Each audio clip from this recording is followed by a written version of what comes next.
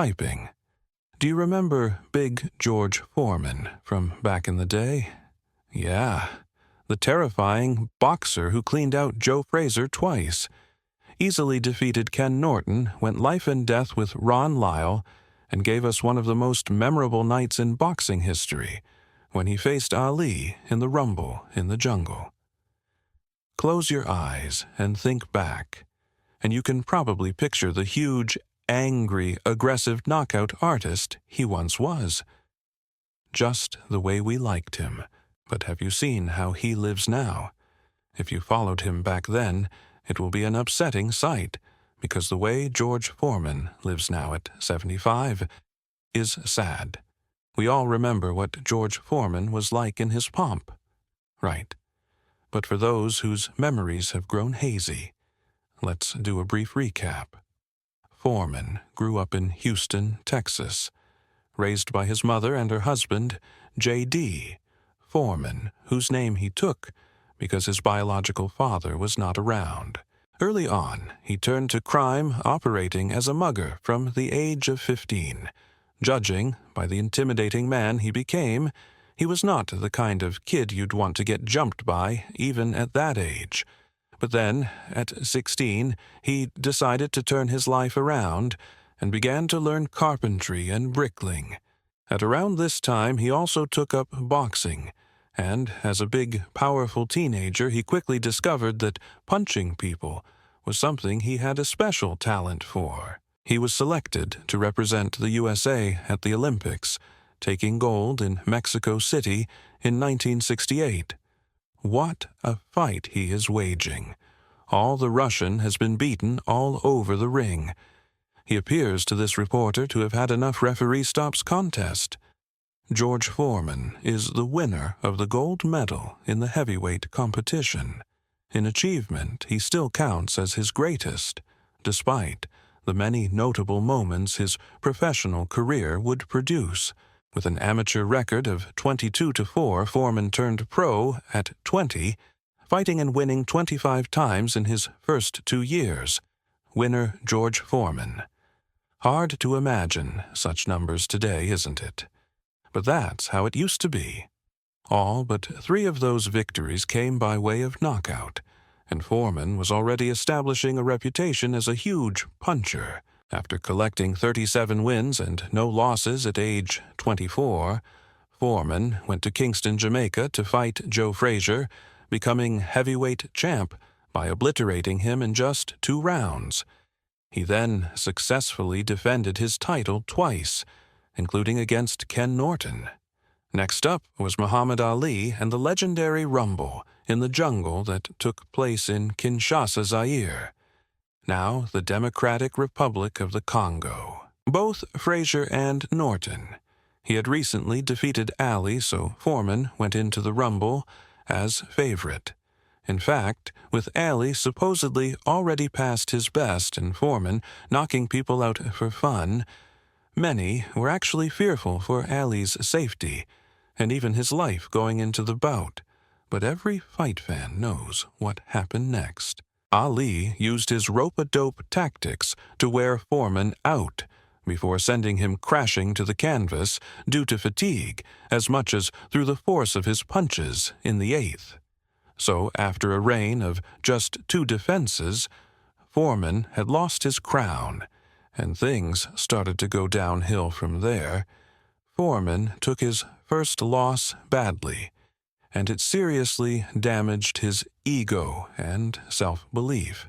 To regain the spotlight, and perhaps also to convince himself that his KO power hadn't left him, he organized an exhibition bout where he would face 5 fighters. On the same night, the gimmick backfired, however, and he ended up being booed out of the ring when he was too exhausted to finish his last 2 opponents. There were still some highs left in his boxing career, though, and one came when he returned to the professional ring over a year after his loss to Ali to face Ron Lyle. Lyle's punching power was on the same level as Foreman's, and the ensuing slugfest between the pair won Ring Magazine's Fight of the Year. the fourth round in which first Foreman, then Lyle, then Foreman, again hit the canvas, was named Round of the Year. Foreman won in the fifth. But despite digging deep for the victory, he had looked out of sorts, and questions still remained over whether he could ever again mix it at the top. When he subsequently put Frazier away easily in their rematch, the doubters were silenced, but only temporarily, as it turned out, because his next outing nearly ended in disaster. Fighting Jimmy Young and Puerto Rico Foreman underestimated his opponent and only arrived on the island one day before the bout.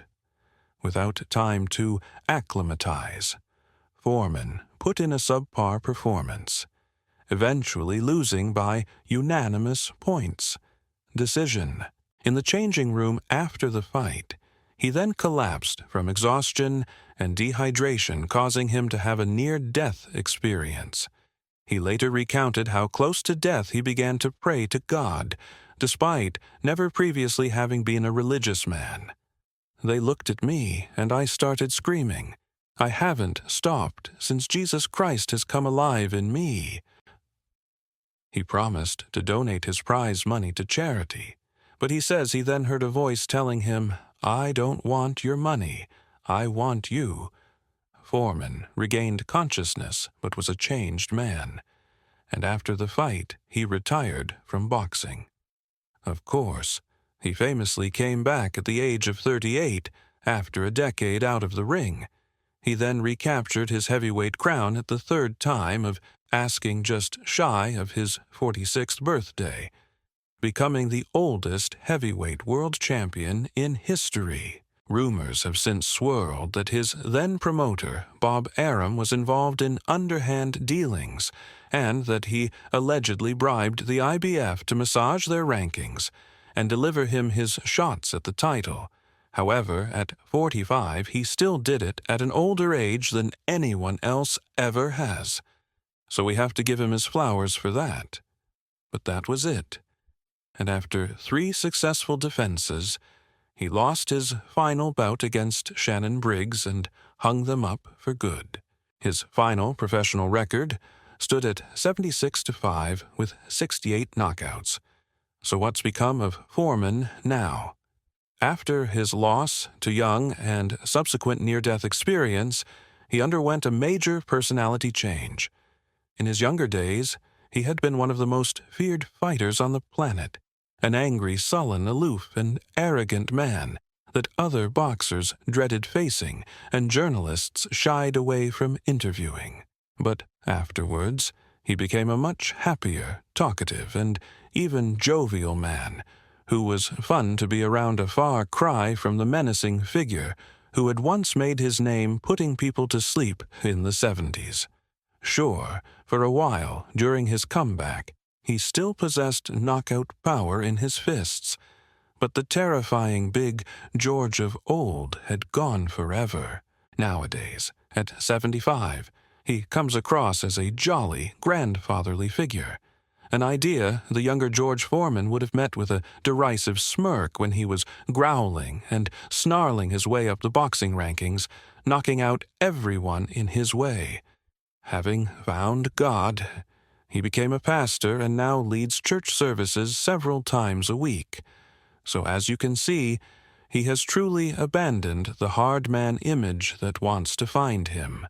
Instead, he has transformed himself into a much more approachable, mellow character in his old age. Worse still for sports fans of a certain age, Foreman isn't remembered for any of his boxing feats. His wins against Frazier and Norton are no longer celebrated.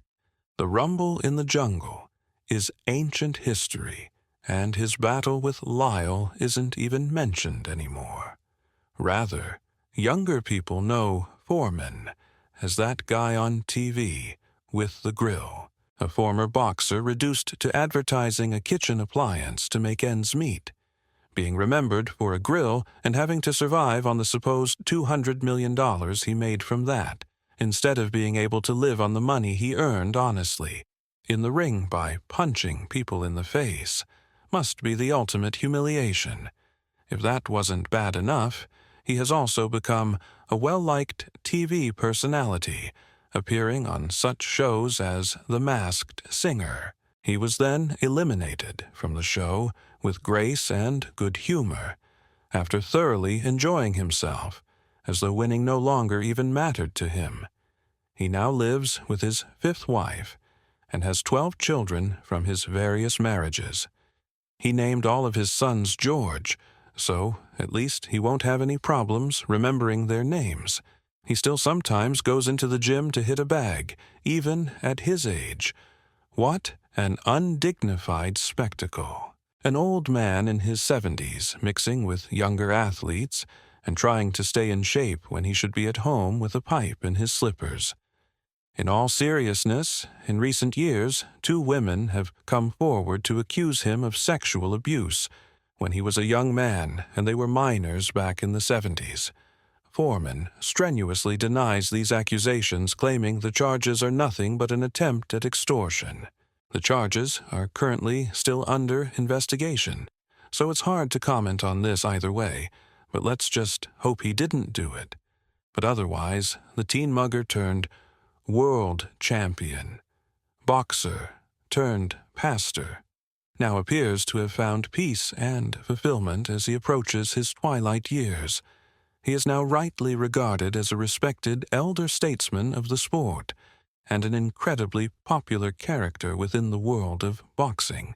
In fact, Big George Foreman, World Boxing Hall of Famer and International Boxing Hall of Famer, is nothing short of a living legend. Don't change. George, we love you. Keep doing what you do. Upbeat music.